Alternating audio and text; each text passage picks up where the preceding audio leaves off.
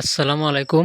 প্রিয় বন্ধুরা, সবাই কেমন আছেন? অনেকে জানতে চাইছেন আমার এই বেজে কত টাকা লাভ হয়েছে। কালকে মুরগি বিক্রি করে শেষ করেছি আলহামদুলিল্লাহ। বাচ্চা ছিল 760 পিস, প্রায় 30 টাকা করে। বাচ্চার বিল আসছে 26,600 টাকা। ওষুধের বিল আসছে 6,890 টাকা। খাদ্যের বস্তার দাম হচ্ছে 3425 টাকা। খাদ্য খাওয়াইছি মোট 30 বস্তা।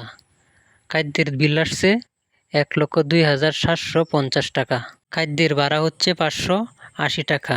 লিটারের জন্য খাটের গুঁড়া ব্যবহার করি, প্রতি বস্তা 200 টাকা।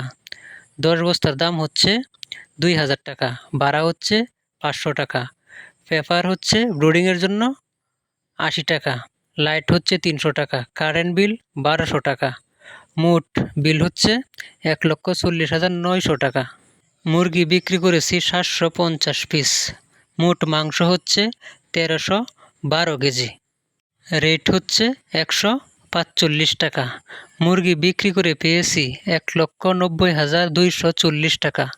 1,90,240 টাকা থেকে 1,40,900 টাকা বাদ দিলে টাকা থাকে 49,340 টাকা। মোট লাভ হয়েছে 49,340 টাকা। আশা করি সবাই হিসাবটা বুঝতে পারছেন।